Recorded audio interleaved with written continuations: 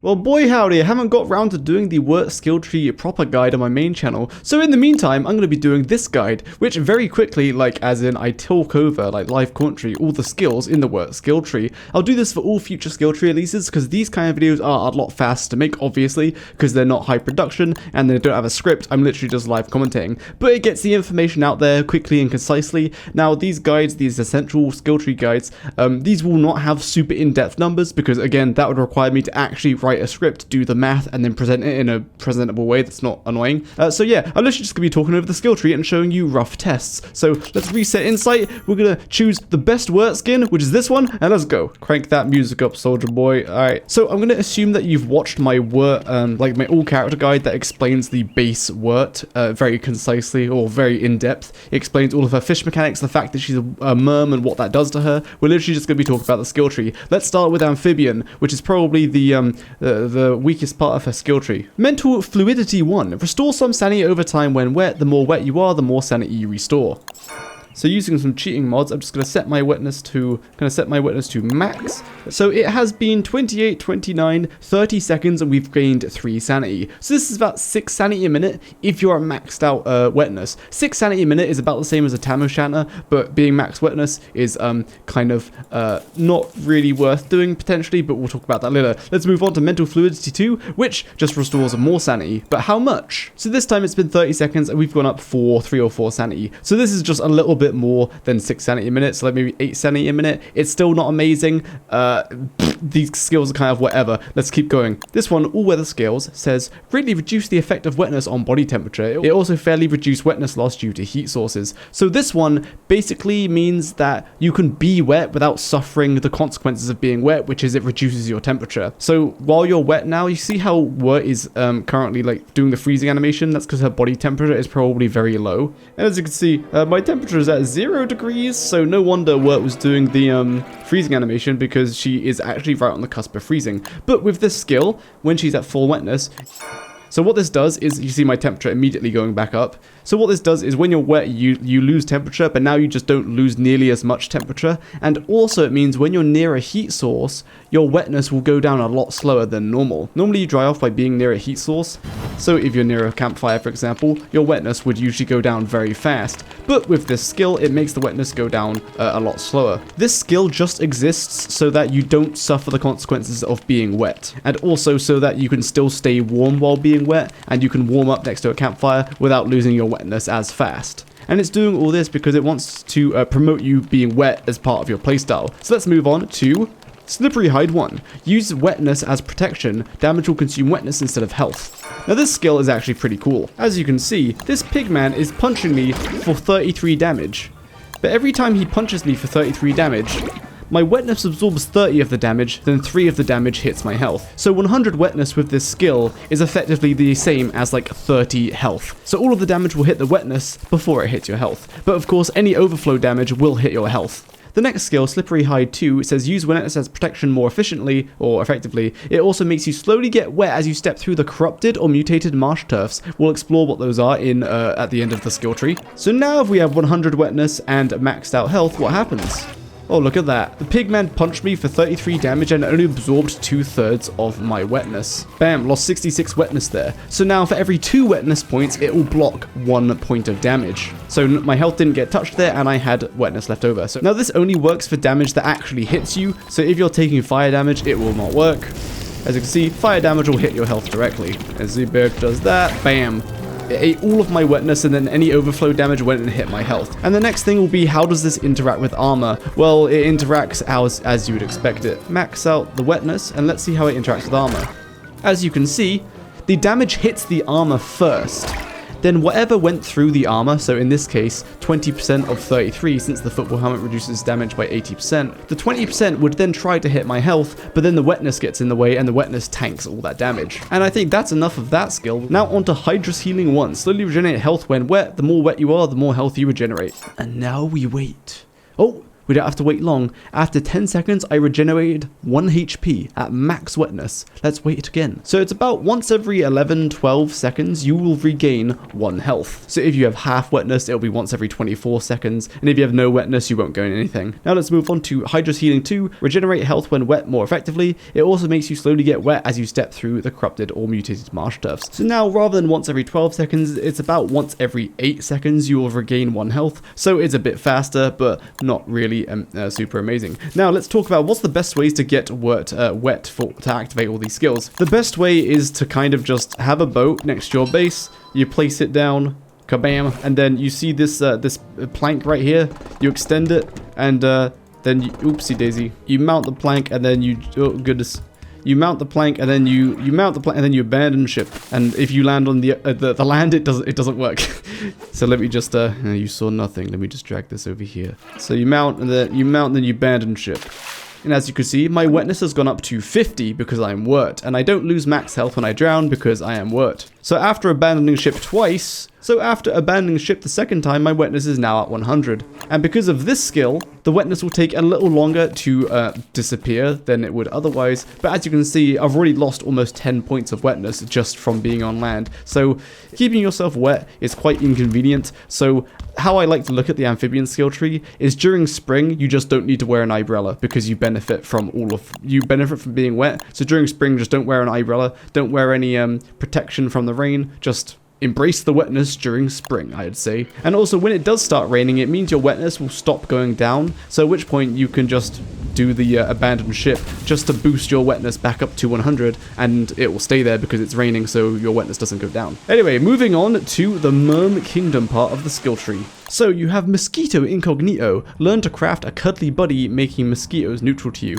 So normally mosquitoes, they like attack you, but they kite in a really weird pattern, so they keep avoiding you. But now you can make a little itchy. With 1 mosquito sack and 1 beefalo wool. This thing does spoil after like an hour, but while you're holding this, mosquitoes will not attack you anymore. So once it's evening time, mosquitoes come out and hey look, it's not attacking me. Amazing. Then if I drop this, suddenly I will become a target. Here it comes. Ow! Now because it's aggroed, it will keep attacking me, but there you go. This thing makes mosquitoes neutral to you, so they won't harass you in the swamp during dusk and night. Next is Itchcraft. Learn to craft mosquito-based items, Skeeter Bomb, Fertilizer, and Bloodshot. So let me explain what these things do. So here we go. We've got the Skeeter Bomb, the Fertilizer, and the Bloodshot. So the Skeeter Bomb requires 4 mosquitoes, so you have to catch them, 1 mosquito sack, and this is what it does. You get 1 per craft, and when you throw it, it's a throwable weapon, it will do 59.5 damage, but more importantly, you throw it, hoo-yah! It will unleash 4 mosquitoes, and they'll be set to target wherever you kind of threw the bomb at. As you can see, they're still attacking the tentacle even when it went back into the ground. Even after they've lost their target, they are actually following me, so they are actually like loyal to you. They'll attack whatever you attack, which would be cool, except mosquitoes do this really funny thing of after they've attacked a few times, their blood sacs get filled and then they just explode. You can't really have an army of mosquitoes because they'll end up just exploding. Bam, exploded. Anyway, so that's what that does. Then you have Fertilizer, requiring a mosquito sack, a niter, and a manure, derived from all natural sources. This is just fertilizer. Oh, hey, look, Insight tells us what it is. So it provides 12 formula, 12 compost, and 12 manure. As a comparison, Glommer's Goop provides 8 of each, whereas this is 12 of each. So it's a little bit better than a Glommer Goop when used on a farm plot. Otherwise, it's not very good for fueling fires. So that's kind of boring, whatever. Then we've got the Bloodshot. The Bloodshot will heal you for 16 health. But what's cool about this is that you can give it to Merms. So let me heal him. 100 health.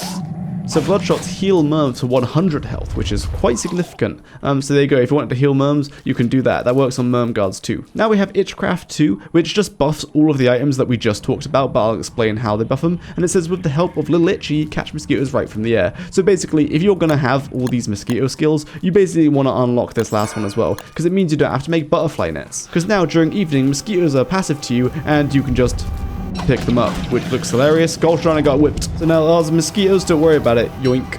Yoink. You can literally just pluck them out of the air for free, which is really cool. All those items still require the same thing to craft them, so I'm just going to craft them all real quick. But now they all do something slightly different. So the Skeeter Bomb, it still does 59.5 damage, but as we'll see, hoo-yah!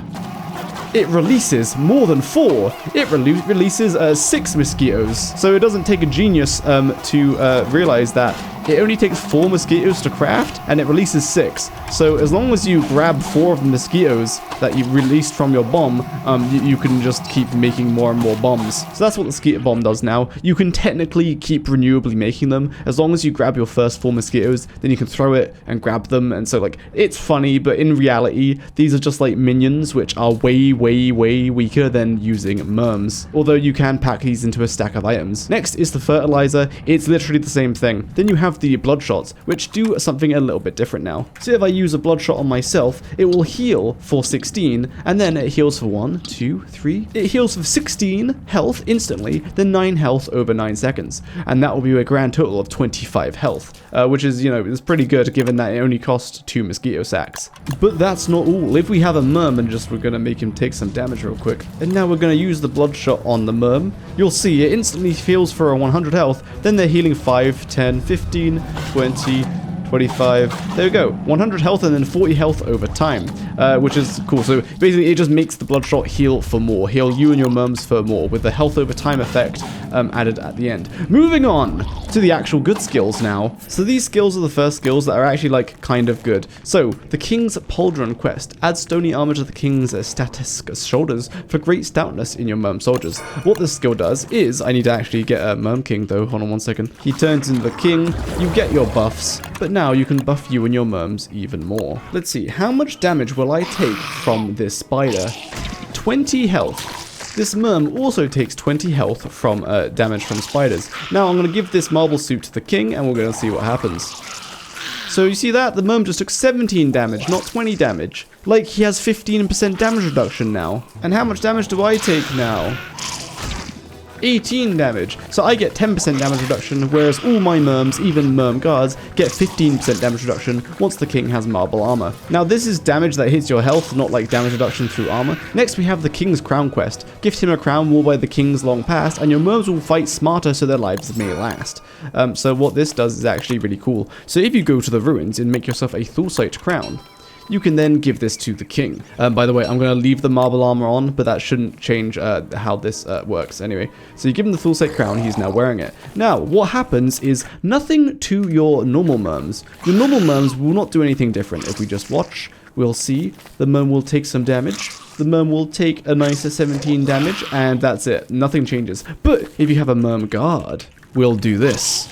See that? He dodged. So this dodge has a cooldown, but dodge the 4th attack. So now your merm guards gain a dash, well, not a dash, but a dodge. And this dodge has a cooldown. Against bosses, they'll dodge about half the attacks, but it depends on the boss. But it completely negates the damage, and they jump back a little bit, so it kind of lets them kite. This is a massive deal in fights against like things like Toadstool. Anything that does big area of effect damage, your merm guards will now last just a lot longer because they'll just block a lot of the attacks. But not only block the attacks, they also jump back, so they might even just dodge any subsequent attack. So that's what that does. It unlocks a dodge for your merm guards. Moving on to the final one, the King's Trident quest. Offer this weapon best wielded at sea, and your merms will attack with the deftness of 3. This is actually really good. It requires the Strident Trident, which means you have to kill Crab King, and then something that's probably a bit harder is you have to get yourself 2 or 3 narwhal horns. And that's because to make the Strident Trident, after unlocking it from killing Crab King, you need 3 narwhal horns, or 2 if you use a construction amulet. But assuming you get that, you can then make the Strident Trident. Then once you give it to the king, kabam, he wears it, and now let's see what it does. So again, this will only work with merm guards, but this is what it does. Let's spawn a pigman, so he has all the buffs now.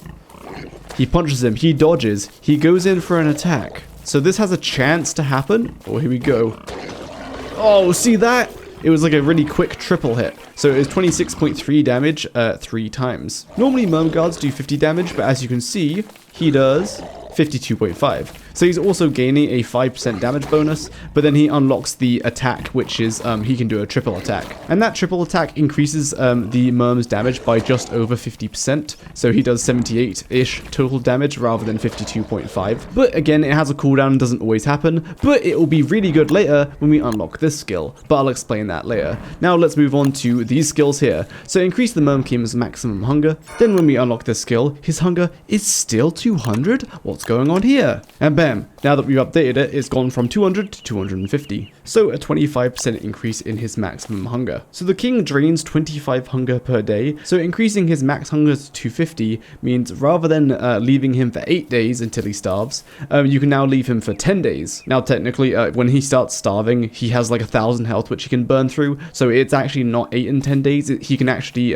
be hungry for a lot longer than that. You can leave him for a bit longer than that because, you know, he has health to burn through. But for now, his hunger will hit 0 after 8 days without the skill and 10 days with the skill once it's maxed out. The next one says increase the Merm King's maximum hunger even more. So let me give him a pumpkin and it'll update. So now his hunger is at 300. So both of these skills do the same thing. It increases his max hunger by 50 hunger points. So now it will take 12 days for his hunger to go from 300 to 0. 12 days, plus then he'll take time to starve. So you can leave him for longer than 12 days now. The next skill is Sated Sovereign 3. Slow the Merm King's digestion so he takes longer to get hungry. So what this does is it gives him a hunger rate multiplier of 0.85, which means his hunger will just drain 15% slower. So now if I feed him a pumpkin to max him out and now I skip a day, his hunger has only gone down by 21 points. So 25 multiplied by 0.85 is 21.25. So he will, it will take 15% longer on top of everything else for him to start starving. So with all 3 of these skills now, and you max out his hunger at 300, you can now leave him for over 14 days, 14.1 days, and then his hunger will hit 0 and then he'll start starving. So what this basically boils down to, if once you have all 3 skills, is you can fill him up, and then he says, have done well, now go, and now you don't have to worry about him for the rest of the season. You can come back at the end of autumn or the start of winter, and he probably won't be dead, and you can feed him again, and then, yeah, etc. So what that means is, every time the season changes, go feed your king, and he will always be alive. Now, I think these skills are kind of whatever, because if the king dies, you can just quickly feed a merm to make the king alive again, but if you're going to be away from your base from like more than 8 or 10 days, then he might die while you're away from the base, and that can be kind of annoying. So these skills, otherwise, I think you can skip them, but they are neat for like mega base worlds and long-term worlds. Moving on to this skill, Sensible Swamp Fighter. Merm guards will retreat from combat when low on health and wait to be healed. So this skill is really bad, but let me show you what it does anyway. So I'm going to spawn 10 merm guards. So just to reiterate, I turned off all these skills, so these guys won't get the buffs. So tell them to attack, and now we sit back and watch for a second. See this merm guard right here? Look at him, he's not doing anything. That's because with Sensible Swamp Fighter, you can see this merm is saying ouchie and etc, etc. So when they get low health, they will just leave the battle, and they will just stand off to the side, and they won't fight. And they'll try to run away. But as you can see, what actually happens is this merm guard is still taking damage because he's too close to the fight, and he isn't doing damage. So he's not doing damage, he's only taking damage. So it just means rather than your merms dying, they just don't do anything in the last quarter of their life, and then they die anyway. So that's why this skill is really bad and actively just makes your merms worse. Like in the long term, in a very long fight, they might deal more damage per merm, but their damage per second will be much less, because rather than just keep fighting until they die, they will just stand off to the side, which in sometimes can make them more vulnerable than if they kept fighting, because when they fight, as you can see, they kite.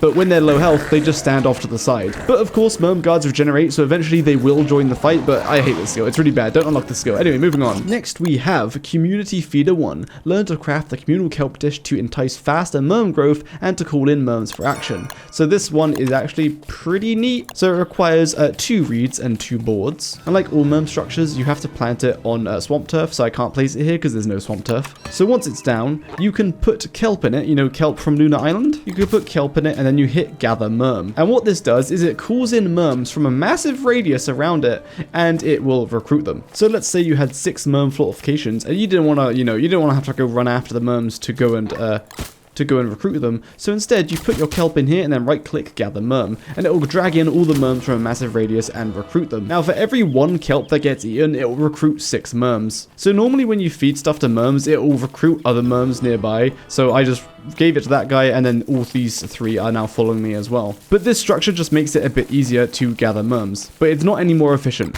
1 kelp still recruits 6 merms, and merms won't eat more than is necessary. So if you only have 6 merms and you put 4 kelp in here, they'll only eat 1 kelp. And also it has a side effect of, see the area of effect around this kelp dish? Any merm house or merm fortification built inside this area of effect will mean that the merm will respawn faster. Now I think this is kind of redundant because the merm guards already respawn really fast last like half a day or something when the king is alive. Like here, I just killed one Mermguard and it takes him 4 minutes to regenerate. So yeah, it takes half a day to get a Mermguard back. And also it has a very small air effect, so you wouldn't be able to actually stuff that many Mermguard houses in the middle of this, so whatever. But it makes them spawn faster. Now, the next one is Community Kelp Feeder 2. So what this one does, it requires tentacle spots to make on top of the other ingredients, and it is just bigger as it holds more kelp. This is kind of redundant because the other one has 4 spots. That means you can recruit 24 merms, and you won't ever really need more than 15 or 20 merms on the surface. In the caves, you might need more than that, but for like all the bosses except like Toadstool, you'll only need like 15 or 20 Mermguards. But this also makes them respawn faster inside of its air effect again. So again, I just killed a Mermguard and his respawn time is 4 minutes, and then if I put all this in it, the respawn time is cut in half from 4 minutes down to 2 minutes. So yeah, if you want to, you can do that, but like it's really not a big difference. All the merms spawn fast enough, so I would only use this for the fact that it's easy to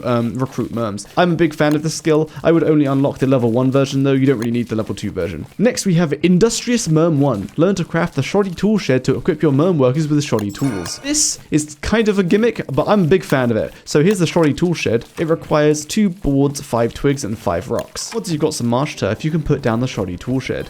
In here, it will start with twigs and rocks. So what happens, it does nothing for merm guards, but if you have normal merms, I'll grab a normal merm, you can see he's not even recruited and he'll go and grab a tool. Oh, now he's recruited. See that normal merm? He's not even recruited, but he still went and grabbed a tool. So these merms now, they can work a little bit more efficiently, and when their tools break, they'll run back to the tool shed and make another tool. And you can put twigs and rocks in here because it costs 1 twig and 1 rock to make 1 tool. If I tell these merms to work by chopping this tree, you'll see the merm guards will come and do some normal chopping, and the normal merms here, they'll chop with a higher efficiency, and they will dig up tree stumps. If I just spawn some stumps there, you'll see the merm with the tool, he says choppy chop, and bam. So merms can't dig by default. Oh, his tool broke, so he went and grabbed a new one. So now they can dig things up, but not only can they dig things up, they can do a little bit of farming. Now, the only thing they'll dig up is tree stumps, from what I know. So they won't like go dig up all your grass tufts in your base or anything. So if I tell them to dig, here he goes, here he goes. He's going to dig up the debris, and then he's going to start tilling, baby. So merms with farming turf, they will dig really inefficiently because they keep walking around random spots. But otherwise, they will do a 3x3 tilling arrangement in farming turf, which I think is really cool and handy because tilling takes up a lot of time and a lot of tools, but now your merms will do it for you. So that's what the shoddy tool shed does. I think it's pretty neat. But moving on to shoddy tool shed 2, Industrious Merm 2. Learn to craft the slightly less shoddy tool shed. It provides slightly less shoddy tools. This shed doesn't do anything extra, it just makes the tools more efficient so they last longer. So this requires tentacle spots on top of the other materials, and it requires twigs and rocks like before. Look at him chop. So this is, remember this, oh goodness, a tree guard. And also, as you can see, the king is wearing the crown and the trident still, but because I don't have the skills active, they're not getting those combat buffs. So you do need to actually keep these skills active to get the buffs. Oh look, he's got his new tool. So the tool actually looks like the same as the old tool, but just know that it works more efficiently, so their tools don't break as fast. You don't really need shoddy tool shed 2, it doesn't do anything extra. I would just stick with shoddy tool shed 1 if you're going to go with it at all. Next we have Hard-Headed 1. Learn to craft the armory to equip your loyal merm guards with swamp brawler helmets. When you build this, you can store logs and grass in it, and as you can see, merm guards will automatically run up to it and grab a helmet, even if they're not recruited. They just need to get close enough. So usually you'll have your merm guards in an enclosure, and then have this at the front, so they will just quickly go grab a helmet when you pull them out of their enclosure. Now, what does this helmet do exactly? Well, it provides them damage reduction. So instead of taking 33 damage, he took 23.1 damage. We can actually find it in the scrapbook here. It does 30% damage reduction and has 210 durability. And when it breaks, so if it breaks mid-fight, once it's absorbed 210 damage, your merms will go grab new ones. And so his armor just broke, so he quickly went back and grabbed a new one. But the point of this is he's about to die. So he basically, once one helmet breaks, the second helmet will not last for much longer. So here, look, there's the battle helmet. We can't use it, unfortunately. Moving on to the next one, we have Hard-Headed 2. Learn to craft the superior armory. It provides swamp warrior helmets. Get rid of this one. Requires tentacle spots on top of everything else. Still requires logs and grass, but provides us with a different helmet. Swamp Warrior Helmet. This one is a significant improvement. It absorbs 50% of damage, much more than 30%, and has 315 durability. So a huge improvement over the first helmet. Merms already regenerate, so giving them armor is expensive. Once you have enough merms, it doesn't really matter because everything will die. And also, speaking of dying, in just a second, we're going to be explaining why actually you do want your merms to die. I don't think the armor is worth using, except in specific scenarios. If you're trying to fight like Toadstool in the caves with your merm guards, you have a choice between bringing like twice the amount of merm guards or giving them armor. So you can use 30 merm guards with armor to defeat Toadstool, or you have to bring like 40 or so merms without armor, in which case the armor is worth it because it saved you bringing 10 extra merm guards, which means building 10 more merm fortifications. But for basically every boss in the game, 15 to 20 merm guards will be plenty to kill the boss with all of the merm guard buffs. And we're nearly at the final buff, which is very, very good. Anyway, next skill is called Swamp Pathfinder. Survivors near Wurt will move like her through the marsh. This just means survivors that walk near Wurt will gain speed bonus on marsh turf, which is what Wurt gets by default. I don't want to show this because that's what it does. They just walk faster on marsh turf like Wurt. Now we're moving on to the affinities. The affinities, ooh, they're exciting. They're so good. So for Lunar Affinity, you need to kill Celestial Champion and Fuel Weaver. Shadow Affinity, you need to kill HF Fuel Weaver, and you have to spend 12 skills. For now, I'm just going to unlock these skills so I can unlock these ones. So let's start with Lunar ones first. Grant your loyal merms the wondrous gift of Lunar Mutation by feeding them moon shards. Empower your mutant merms with planar power using Pure Brilliance. So because I want to show off this skill specifically, I'm going to unlock everything that isn't the actual merm guard buffs because I want you to see the raw power and not the buffed power. So I'm just going to unlock random skills. Alright, here we go. So you know on Lunar Island you can find this moon glass or moon shard. You can now feed this to your royal merm guards with this skill unlocked. So let's see what happens when you do that. Eat the moon glass. He becomes a wet glurp. So realistically what this does is it increases their max health and their drops change. So they still do 50 damage, but he has gone up to 700 health. Normally merm guards have 660 health, so not a huge difference there. But if we kill this merm guard, hiya, he drops a fish and frog legs. Whereas if you kill this merm guard, oh, look at that. So his fish drops into the water, but you can see they have a chance of dropping tentacle spots. So when you mutate them using moon shards, they get tentacle spots added to their drop table. This is significant, kind of, because, of course, the merm fortifications require tentacle spots to build. Traditionally, you have merms kill each other, and then you give the fish to the merm king, then he has a chance to give tentacle spots. So now you have an additional chance to get tentacle spots when the lunar merms kill each other. Although, to make them lunar merms, you need to feed them moon shards, which is quite expensive. As you can see, they don't do lunar aligned damage, but we just missed it. There it is. Did you see that? It didn't hit the Shadow Knight because he was too far away, but is whenever he gets hit, he has a small chance to release a round of thorns like that hit everything around it and deal 40 damage. Isn't that cool? Now this doesn't have a cooldown, it just has a pretty low chance of happening, but right now it's activating quite a lot because the merm just got hit by a lot of spiders. So it's like anti-mobbing, but like merm guards already had anti-mobbing because there's quite a lot of them, but there you go. That's what the lunar merm does. Gets a little bit more health, has a tentacle spot drop chance, and has like a area of effect thorn burst attack that has a low chance of activating. But that's not all, because there was a second part to this to this part of the skill. And now with Pure Brilliance you unlock a cast spell feature. So if I do cast spell, this is what it does. It makes your merm guards, your lunar merm guards into enchanted merm guards. So as you can see, their damage has changed. They did do 50 damage before, but now they do 30 damage and 20 planar damage. What this means is if you're fighting a non-planar enemy, nothing changes. They still do 50 damage. But if you're fighting a planar enemy, it means more of the damage is planar damage, which means it pierces their planar defenses.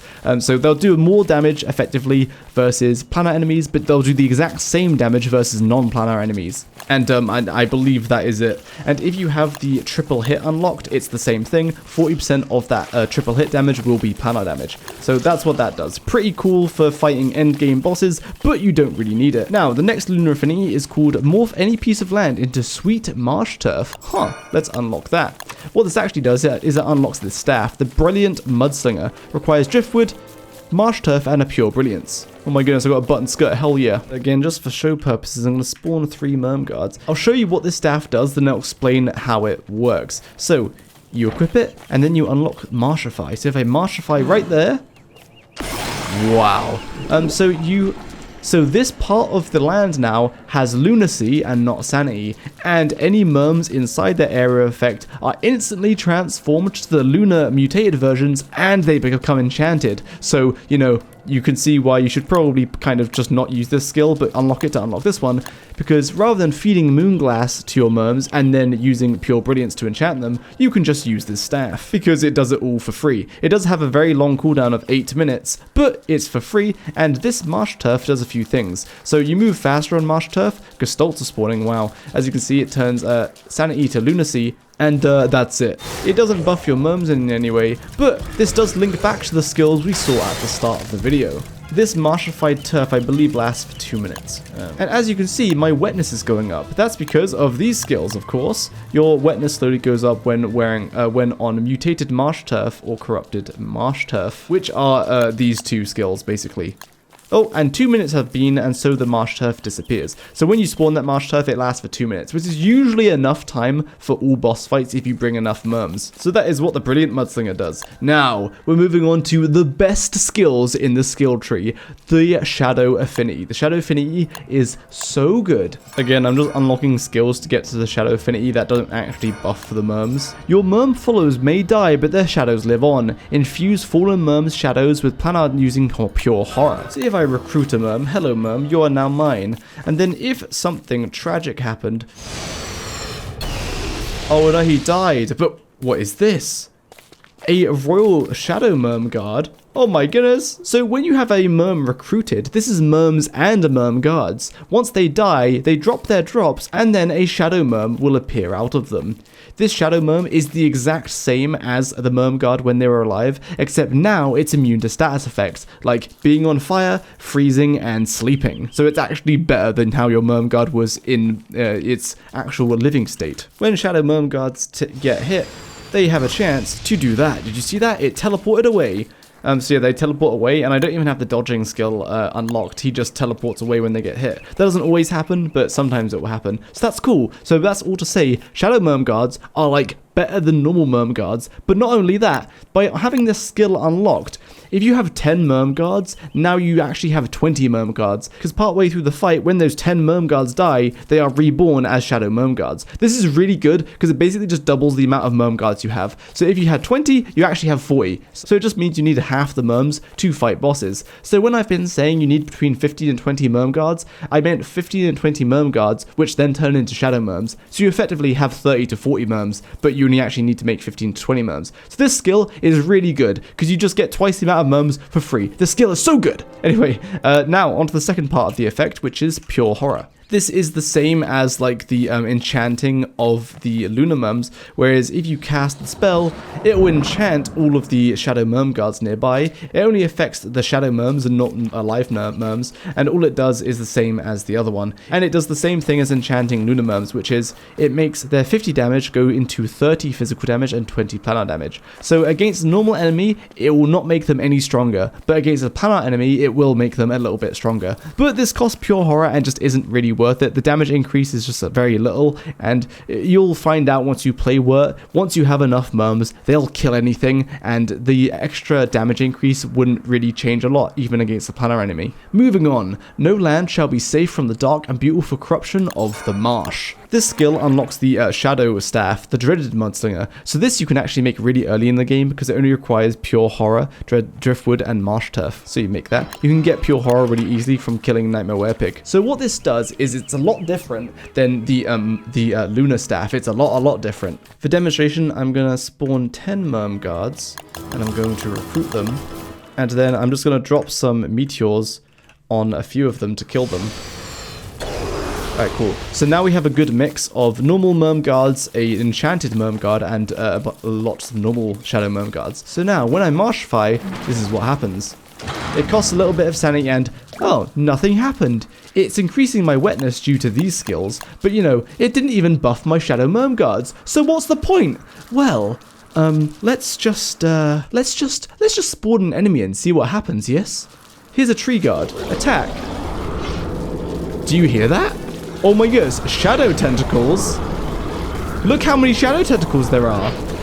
Holy moly! So what this marsh turf does is when you or any of your merms, even the normal merms, attack an enemy, there's a 50% chance that that attack will spawn a shadow tentacle. Shadow tentacles will hit the enemy for 34 damage twice. So basically, every time your merm guards attack, they have a 50% chance of just dealing 68 damage on top of whatever they hit. So now your merm's damage on average goes from 50 per attack to 84 per attack. So now your merm guard's damage has been increased by about 70% because of the shadow tentacles. That's a huge increase, almost doubling your damage. Not actually, it's 70% increase-ish. And just like the other staff, this turf lasts for 2 minutes. But especially now, most bosses will die within those 2 minutes because of all these shadow tentacles that will be spawning. Shadow tentacles, get them! Wow! As you can see, the shadow merm guards, they can't get frozen from Deerclops. Aha! Oh, the turf ran out of time. It only lasts 2 minutes, just like the other turf. But yeah.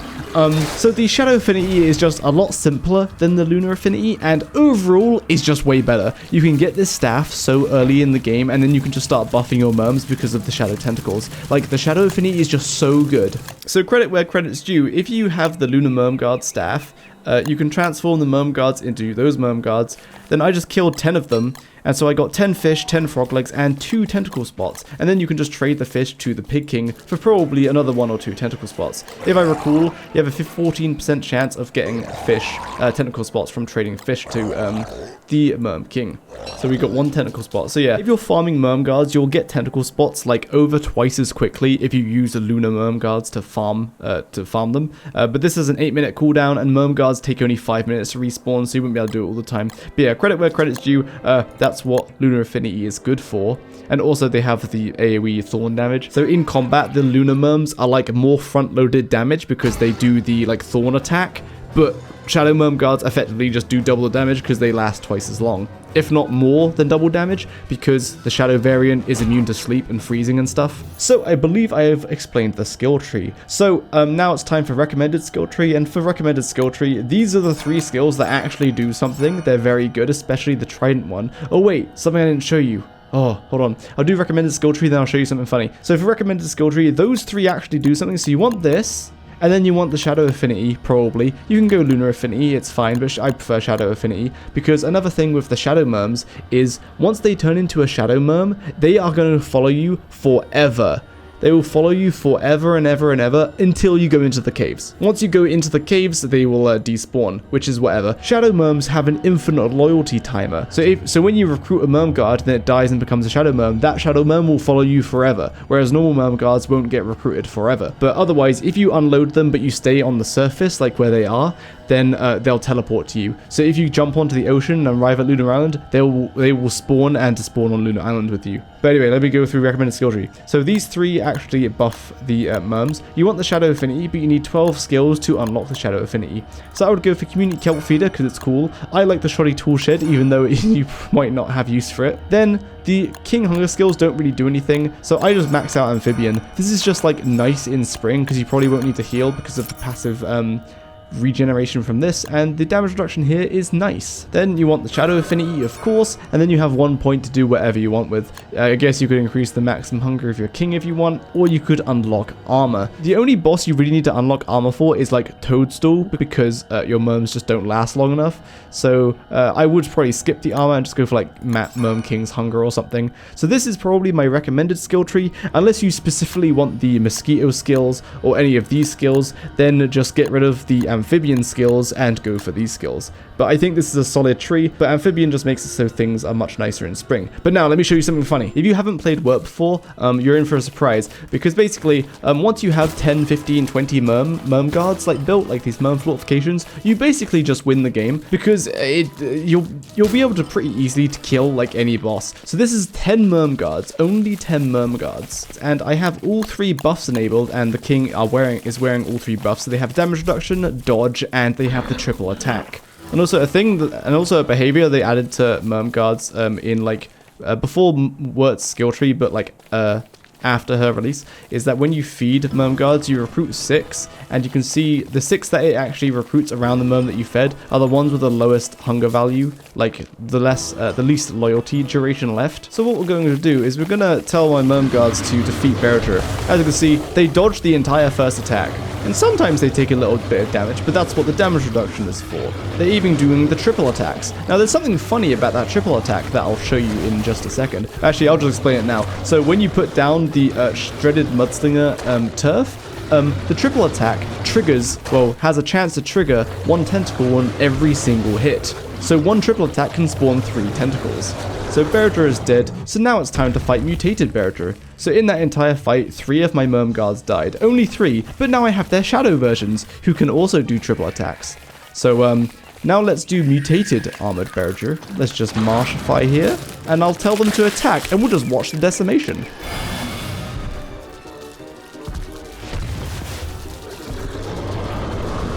You can hear all of the tentacles already. And anytime, and you see that's a dodge to block all of the damage.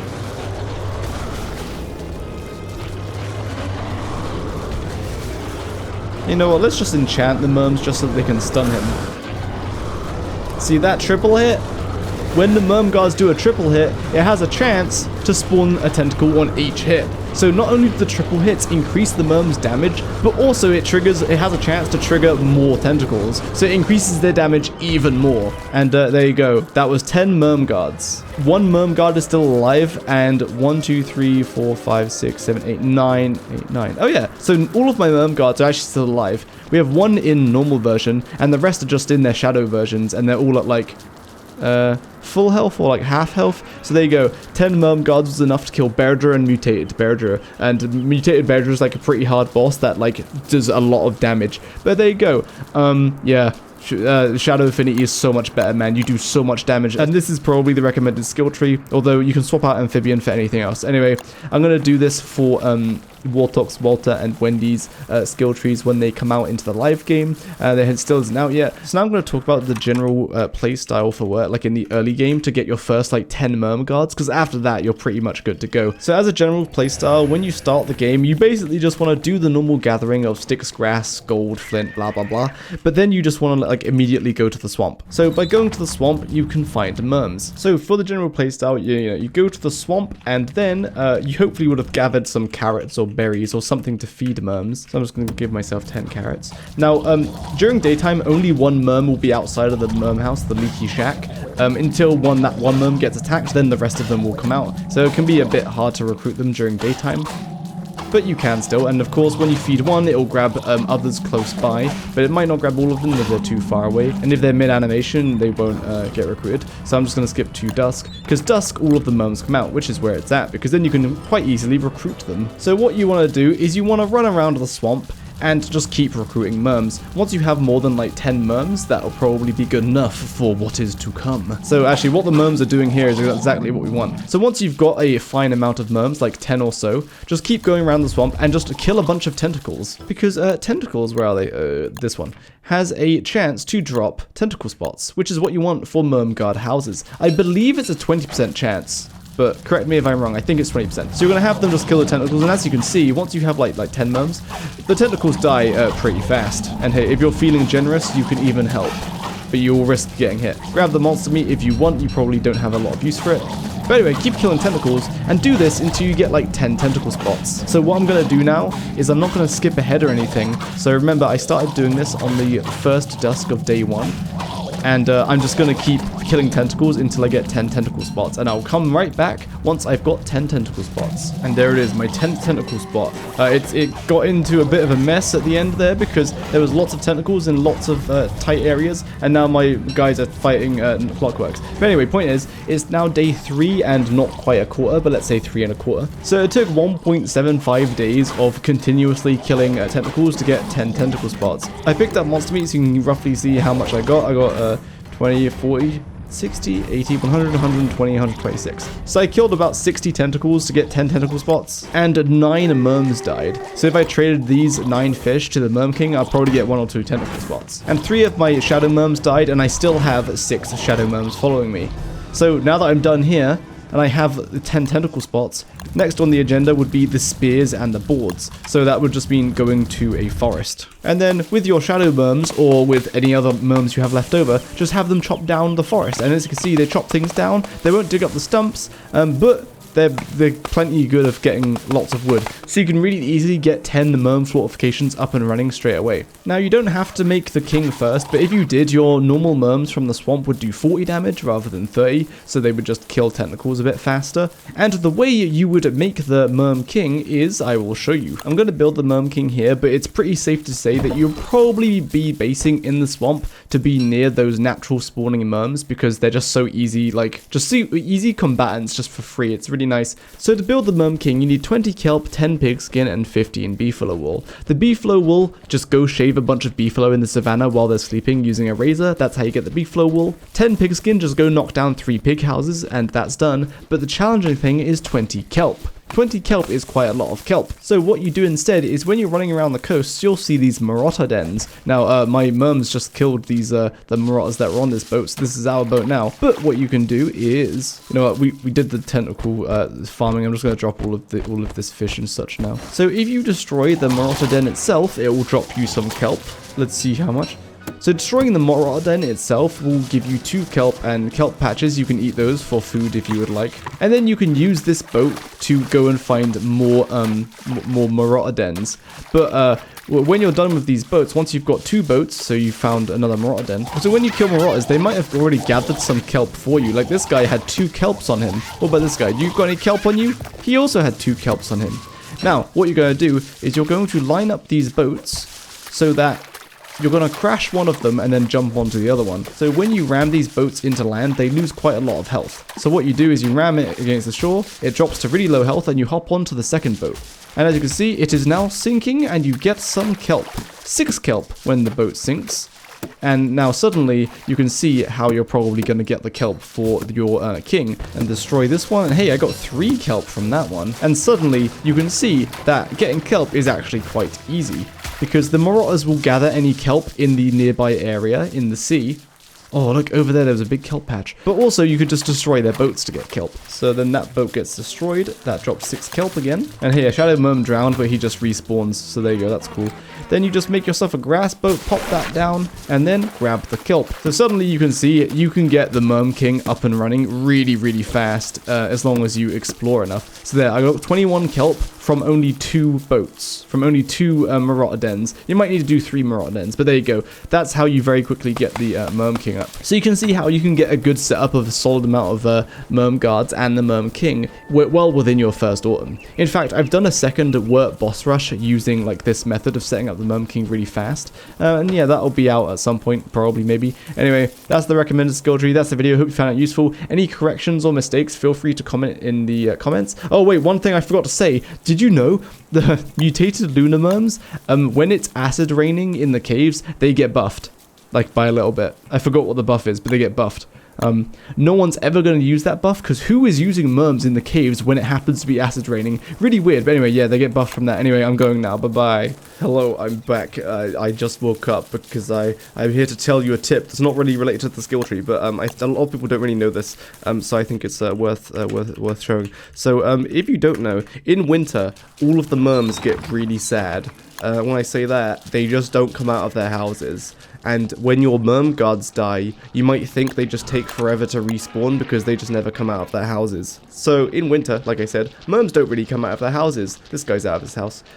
Even when it turns dusk, they won't come out of their houses. So you might think you're in a bit of a pickle. But if you make a watering can from the farming tab, you can just and then you fill it up at a pond somewhere. Zoom. And then what you do, you simply light it on fire, and then you extinguish it. Oh, those merms are actually not home. What about this one? There we go.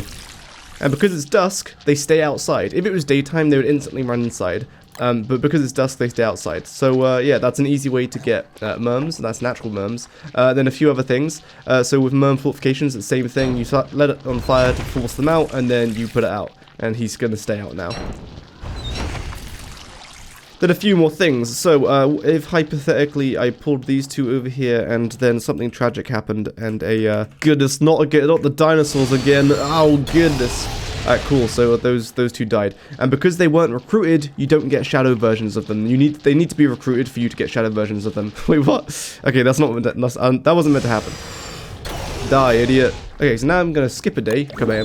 Oh, they actually came out. Huh, that wasn't meant to happen. Anyway, if your merm guards don't come out of their houses, simply light their things on fire, then put it out with a watering can. Now, last tip. They're good, they're recruited now.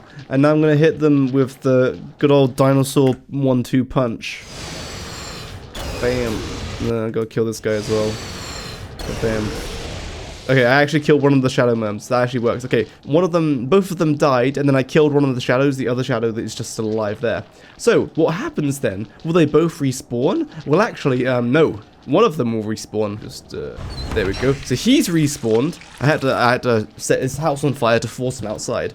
But the other one did not respawn yet, and that's because his shadow version is still alive. So as soon as this shadow version, like, despawns or dies, hit this guy with the shadow meteors. Skip half a day. And there he is, he's back.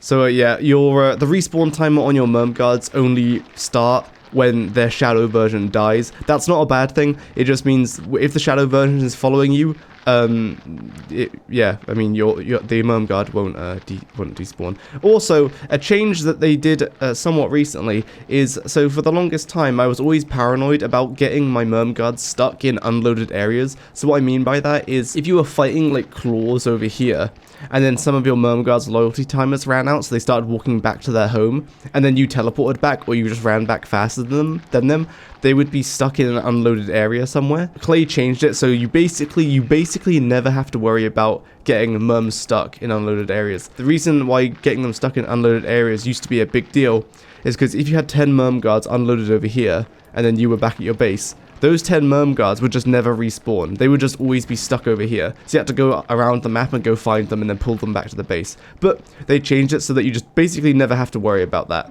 Oh yeah, I guess with the shadow variants, if you're about to fight a really hard boss where you actually need all of your merms in their alive versions, which is basically only Toadstool, like I said before, 30 fully buffed guards versus Toadstool, you'll need all of them. So if half of them are shadow variants, then you want to make sure those shadow variants die to something so you can get the alive variants. Anyway, this video is too long. Alright, thanks for watching. Buy my plushie or I will scream and cry. Did you know that the snow on boulders is actually just a white squiggle? Look at that, white squiggle. Anyway, I'm going now. Bye-bye.